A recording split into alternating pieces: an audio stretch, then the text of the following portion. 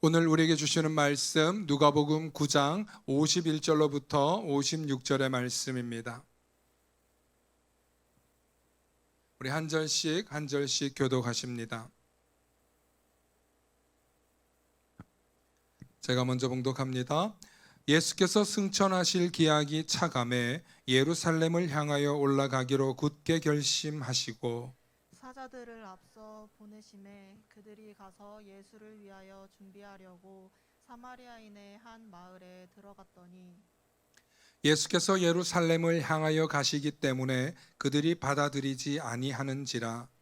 제자 야고보와 요한이 이를 보고 이르되 주여, 우리가 불을 명하여 하늘로부터 내려 저들을 멸하라 하기를 원하시나이까. 예수께서 돌아보시며 꾸짖으시고 함께 하십니다. 함께 다른 마을로 가시니라. 아멘. 오늘 말씀의 제목을 함께 선포해 주시기 바랍니다. 배척받으시는 예수님과 제자들. 시작. 배척받으시는 예수님과 제자들. 네. 오늘 배척받으시는 예수님과 제자들이라는 제목으로 말씀의 은혜 나눌 때 하나님의 크신 은혜가 있기를 소망합니다. 오늘 성경을 보면 예수님께서 어떤 목적을 갖고 제자들과 함께 가고 있다고 성경은 오늘 말하고 있습니다. 누가복음 9장 51절에 보면 예수께서 승천하실 기약이 차감해, 예수께서 승천하실 기약이 차감해. 제가 늘 말씀드립니다. 누가복음의 기자는 혹은 사도행전의 기자는 이제 한 저자죠. 이미 예수님께서 사건이 되고 난 뒤에 약 70여 년이 지난 이후에 기록된 책이기 때문에 예수님이 무슨 일이 일어났는지 다 알고 있어요. 그래서 알고서 쓴 내용들이다 보니까 가끔 나 알고 있지롱 하는 그런 표현이 있어요. 그게 바로 예수께서 승천하실 기약이 차감해, 이런 표현이 있다는 거죠. 예수님께서 승천하신다는 얘기가 무엇입니까? 이 땅의 모든 약속들, 계획되어 있는 하나님의 사역들을 다 완수하시고 돌아가실 때가 이제 다 되었다는 이야기입니다. 그래서 예수님께서는 이제 예루살렘이라는 곳으로 가셔요. 예루살렘으로 가는 목적이 있는데 예루살렘으로 가셔서 이제 세상을 다 정복하고 모든 사람들을 넘어뜨리고 이제 내가 왕이다 하려고 가는 거예요. 아니면 내가 왕은 왕인데 오늘 너희의 죄를 대신하여 죽으러 온 왕이다 하는 그런 예수님의 뜻이 담겨 있는 거죠. 그리고 그건 근본적으로 하나님의 뜻과 계획이죠. 예수님이 예루살렘으로 가시는 목적은 십자가에 달려 죽으시기 위해서 가시는 것입니다. 우리 주님 예수님은 이렇게 귀한 하나님의 뜻을 이루기 위해서 십자가의 길, 고난의 길, 순종의 길을 걸어가고 있는데 오늘 성경을 보니까 문득 사건이 하나 생깁니다. 예수님께서 이 길을 떠나시기 전에 사람을 보냅니다. 여러분, 군대에서 어떤 훈련을 할 때 천병이라는 걸 보내요. 천병. 적이 매복에 숨어 있진 않나. 여러분, 전쟁을 치를 때 혹은 도보로 병사들이 옮겨갈 때 매복되어 있는 적을 만나면 어떻게 됩니까? 다 죽는 거예요. 군인들은, 군대를 갔다 오신 분들은 다 알아들어요. 우리 자매님들 알아들으세요? 예? 매복이 있다 그러면 굉장히 위험하다는 걸 알겠어요? 예. 그래서 예수님께서도 이렇게 이제 인사가 된 거예요. 인사, 당시에. 인싸일 수도 있어요. 인사가 된 거예요. 그러니까 예수님의 제자들 중에 몇몇 사람을 보내어서 예수님의 갈 길을 예비해 놓는 거예요. 그런데 이 사람들이 가는 과정 속에 사마리아라고 하는 좀 예민한 지역이니까 보낸 것 같아요. 그래서 사마리아 지역에 가니까 이 사마리아 사람들이 어디 가냐? 우리 예루살렘으로 가려고 한대. 누가 가냐? 예수가 간다 하니 우리 이쪽으로 통과 못한다고. 예수님의 뜻은 너무나 귀하고 예수님의 계획과 방향은 너무나 하나님의 뜻이고 귀하고 존귀한 일인데 이걸 모르는 사람들이 지금 막아서는 사건이 일어납니다. 제가 지도를 잠깐 준비했는데 지도로 한번 좀 보겠습니다. 화면으로도 보여주세요. 예, 벳세다라고 하는 예수님께서 이제 갈릴리 지역 일대에 지금 벳세다라고 하는 이 지역에서 예수님께서 내려가시는데 이 큰 화살표로 표시되어 있는 사마리아 지역이 있어요. 여기로 바로 내려가면은 예루살렘으로 가는데 직행해서 갈 수 있는 길인데 이걸 삥 돌아가야 돼요. 그러니까 삥 돌아가기에는 참 불편한데 사실 오랫동안 사마리아인들과 그리고 유대인들은 이 관계가 불편한 게 있었어요. 그래서 그들이 지나쳐 가는 것을 원치 않는 거예요. 오늘 예수님께서 배척당하는 상황이 생기시는 거예요. 오늘 혹시 여러분 배척당해 보신 적 있습니까? 배척이라는 말 한번 당해 보셨습니까? 내가 어디 갔는데 왕따 당하는 기분. 예. 누군가 이제 눈치를 봐야 되고 어떤 공간에 가는데 거기서 이제 기운이 묘해. 내가 저기 가면은 왠지 튀는 것 같고 막 낯설고. 여러분 그런 경험 없어요? 배척당해 본 경험이 없으세요? 어딜 가나 다 막 여러분들을 환영해주고 반갑게 맞이해 주시던가요? 응? 여러분 옛날에는 어떤 마을에서 어떤 마을을 지나갈 때 굉장히 위험한 경우들이 많았어요.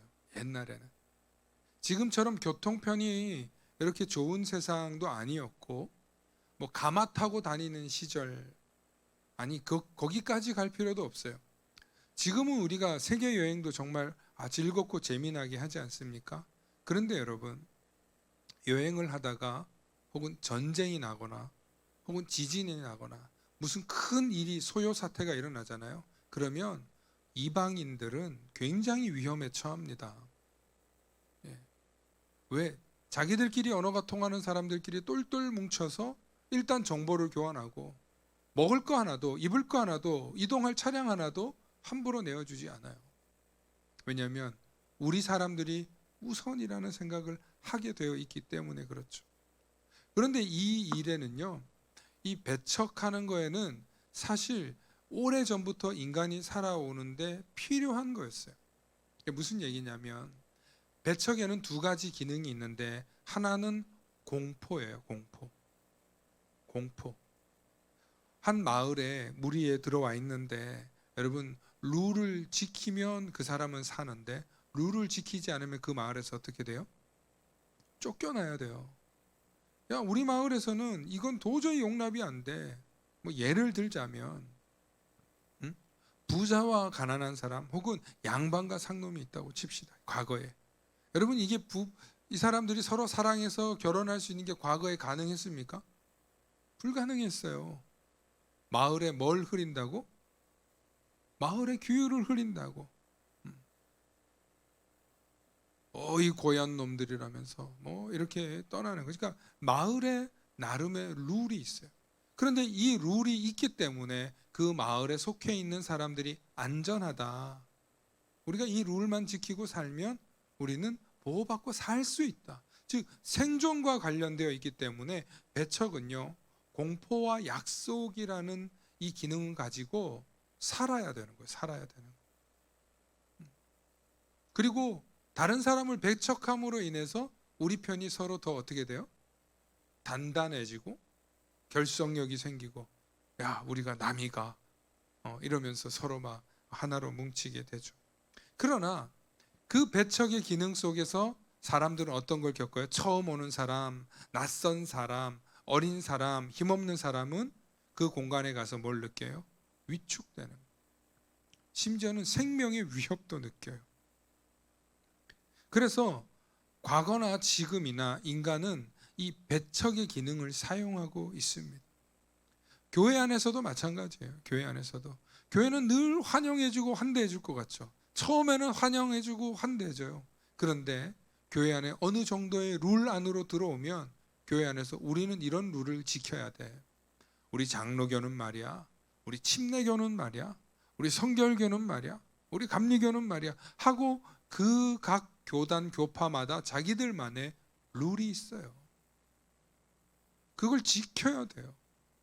그걸 목숨같이 지키기 위해서 나온 게 교단과 교파의 분열도 있었고 혹은 반합도 있었습니다. 그래서 우리가 어떤 그룹 안으로 들어와서 서로 환영하고 받아들이는 것 같지만 결국에는 어떤 조직이나 모임은 그 기본적인 배척의 기능을 가지고 있다는 거예요. 교회 안에도 그래요. 교회 안에도 그래요. 그런데 항상 우리가 유념해야 될 게 오늘 예수님의 말씀을 통해서 한번 잘 생각해 보자는 거예요. 자, 그러면 배척의 반대말이 뭘까요? 배척의 반대말. 이제 좀 무서운 얘기 많이 했는데 배척의 반대말이 뭐예요? 배척하는 거의 반대말. 따라해 볼까요? 환대하다. 예. 배척하는 말의 반대가 환대예요. 여러분, 환대라는 말이 언제 가장 많이 쓰이냐면 여행객들이 한 지역으로 들어오거나 혹은 여행객들이 한 지역을 지나갈 때 경험하는 일이에요. 그렇지 않습니까? 지금도 그렇지만 과거에는 여행을 떠나면 엄청 피곤해요. 엄청 피곤한데 먹을 것도 필요해요. 씻을 것도 필요해요. 이제 먹고 씻었으니 편하게 자야 된단 말이에요. 그런데 많은 사람들이 여인숙이든 숙소를 묵어서 편안하게 자야 되는데 낯선 사람들이 오고 가는 그 가운데 여기가 여인숙인 줄 알았는데 알고 보니 도덕 소굴이야. 그럴 수 있잖아요. 그러니까 환대의 자리는 우리의 모든 피로를 풀고 정말 쉴 수 있는 자리라는 거예요. 오늘날 외국인들이 우리나라에 와서 노동자로 일들을 하십니다. 그분들은 코리안 드림을 꿈꾸면서 한국에 왔는데 한국에 오랫동안 공장 사장님들이 그런 유명한 개그 있잖아요. 사장님 나빠요. 외국인들이 얼마나 다치고 또 월급도 제때 못 받고 계약 조건에 맞지 않는 정말 불이익들 당해가지고 얼마나 사람 취급받지 못하는 일들을 겪었지 않습니까? 지금은 많이 좋아졌다고 하지만 여전히 외국에서 온 이방인들은 우리로부터 환대를 받기를 원한다는 거예요. 환대해주는 일이 참 그런데 쉬운 일이 아니에요. 환대라는 건 항상 기본적으로 깔려 있는 게 있어요. 내가 너보다 안정적이고 내가 너보다 갖추고 있고 내가 너보다 좀 도와줄 수 있는 위치에 있을 때, 그러니까 너와 나의 위치가 다를 때 사람들은 쉽게 환대를 해요.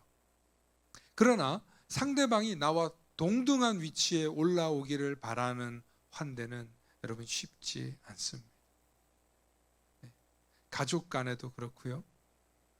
집안끼리도 그렇고요. 심지어 교회 안에서도 여러분 너와 내가 한 형제다. 우리가 한 가족이다. 말은 그런데 정말 깊이 들여다보면 우리가 그렇게 환대하느냐는 거예요.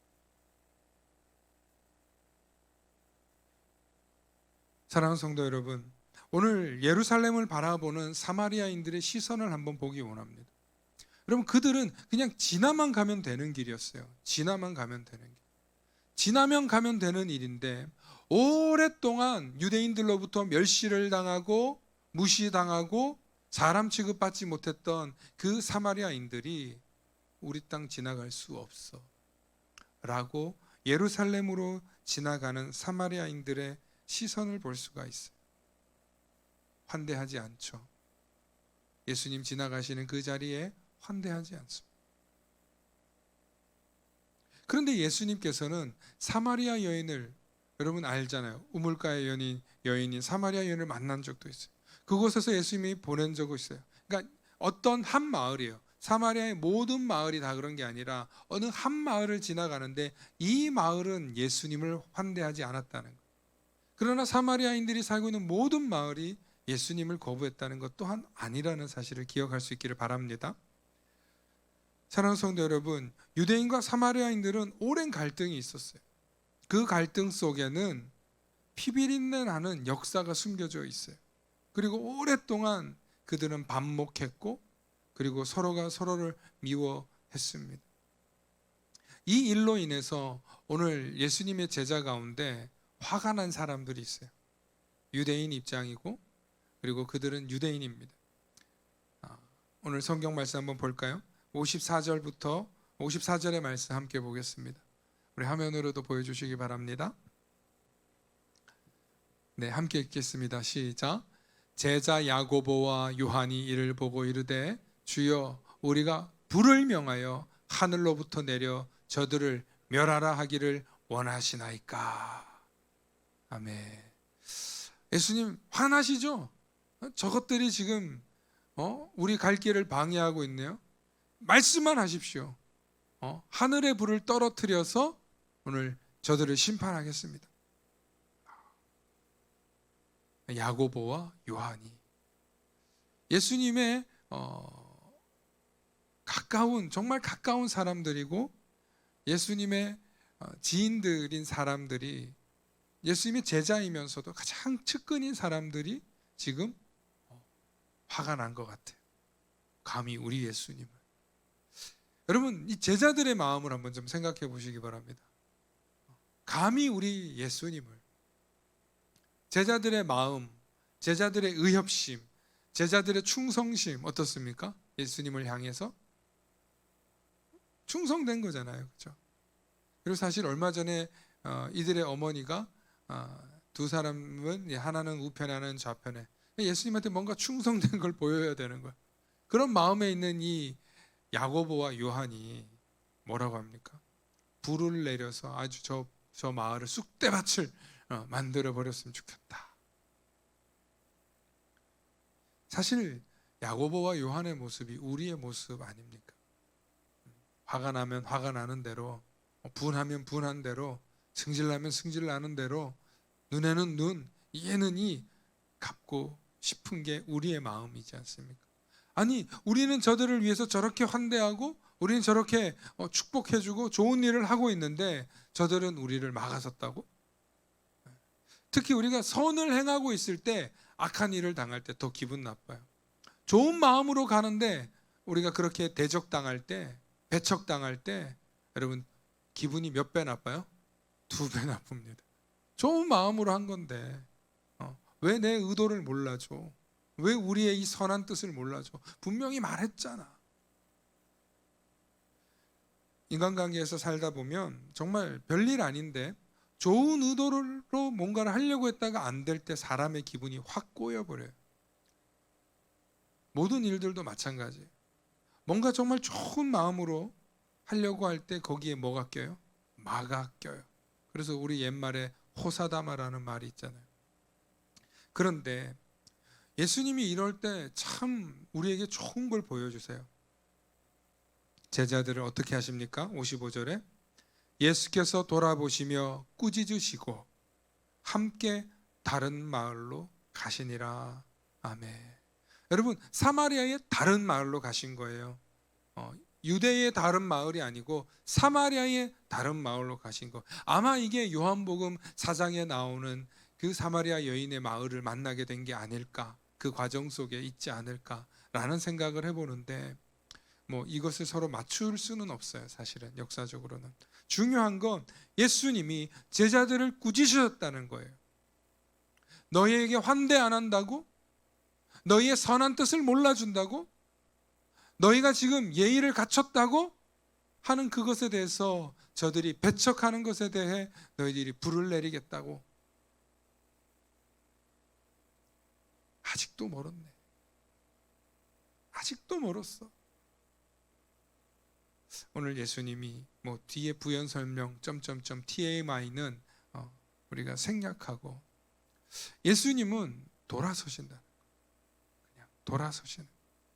예수님이 하신 말씀하고도 똑같아요. 너희가 복음을 들고 전했을 때 그들이 복음을 받지 않으면 너희 발에 너희 옷에 붙어있는 먼지를 털어버려라. 그리고 다시는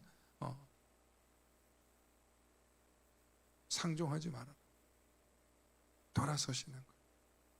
여러분 우리가 참 이 일이 중요해요. 끊고 맺음이 참 중요해요. 우리를 배척하는 사람들이 있어요. 우리를 속이는 사람들도 있어요. 우리의 선한 마음을 왜곡하는 사람들도 있어요. 그런 상황일 때 우리가 할 수 있는 유일한 길은 돌아서는 거예요. 그리고 다른 데로 가면 돼요.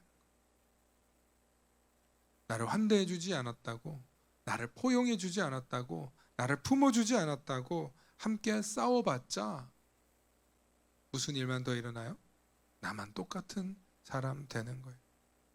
물론 인간적으로는 화가 나죠. 인간적으로는 속이 상하죠. 때로는 서운하고 때로는 억울할 수 있습니다.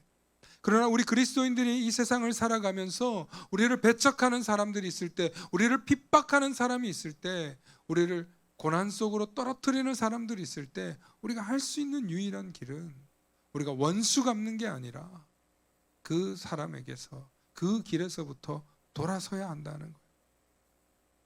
그것이 주님이 보여주신 악한 길로부터, 배척당하는 길로부터 우리를 승리하게 하는 길인 줄로 믿으시길 축원합니다. 오늘 이 말씀이 저와 여러분들에게 용기 있는 도전이 되기를 바라는 것은 우리가 인생을 살면서 한 걸음 물러선다는 거, 혹은 그 사람에게 등을 보이고 뒤돌아서는 게 부끄러운 일이 아니라는 것을 말해주는 거예요. 자존심 상한다. 자존심 상해. 여러분 그런 일 있잖아요. 자존심 상해. 내가 저까짓 한테 지금 등을 보이고 돌아서야 된단 말이야. 확 그냥 찬물을 끼얹고 그냥 확 승질을 내버리고 확 뭐라고 내가 망신을 주고 싶은데, 여러분 그 마음 있는 거 알아요. 그런데 그 마음이 올라오기 전에 얼른 돌아서실 수 있기를 축원합니다. 우리 한번 따라해 볼까요? 우리에게 한번 얘기해 봅시다. 누구누구야. 예, 아니 누구누구야는 다른 사람이고, 나에게 태광아, 자기 이름을 넣어서 태광아, 욱할 때 돌아서자. 욱할 때 돌아서자. 할렐루야. 그러면 큰 일을 안 만들더라고요. 참, 이게 너무 중요해요. 욱할 때 돌아서야 돼요. 저도 작년에 참 속상한 일이 있었는데, 정말 막 너무너무 억울하고 우라통이 터지는 일이 있었는데, 그냥 그 길로 돌아서서 교회로 돌아와서 엉엉 울은 적이 있어요. 근데 하나님이 그때 잘했다 하고 제 마음을 토닥토닥 해주시는데, 오늘 이 말씀을 전하려고 했던 거는데 그때가 생각나요. 여러분, 하나님이 위로해 주셔요. 우리가 억울해서 하나님 앞에 엎드리잖아요. 그러면 하나님을 잠잠히 기다릴 것을 원하세요. 그리고 우리가 하나님, 나 이거 너무 억울하고 너무 답답하고 너무 우라가 치미는데, 억울해서 속상한데 하나님 앞에 나왔어요. 그럴 때 하나님의 위로가 저와 여러분들과 함께 하실 줄로 믿습니다. 하나님이 저와 여러분들을 토닥토닥 어루만져 주시고, 잘했어, 잘했다 하고 하나님이 위로해 주실 줄로 믿습니다. 오늘 예수님께서 보여주신 이 사건을 통해서 저와 여러분들이 기억할 일은, 배척당할 때, 억울한 일 당할 때, 그리고 우리의 선한 의도가 짓밟혀서 너무 속상할 때, 여러분 그럴 때 상종하고 싸워서 대적하지 마시고 돌아서실 수 있기를 축원합니다. 여러분, 이게 너무너무 어려운 일이죠. 쉬운 일 아닙니다. 그러나 그렇게 돌아서면 하나님이 위로해 주세요. 하나님이 안아주세요. 그리고 하나님이 저와 여러분들의 그 씁쓸한 마음을 달래주시면서 위로하시고 용기 주시고 더 큰 은혜를 부어주실 줄로 믿습니다. 또한 하나님께서 우리의 억울함을 달래주시고 우리의 원수를 대신 갚아주시는 하나님이라는 사실을 잊지 마시고, 하나님 앞에 우리의 억울함을 호소하시고 위로받으시는 저와 여러분들 되시길 축원합니다.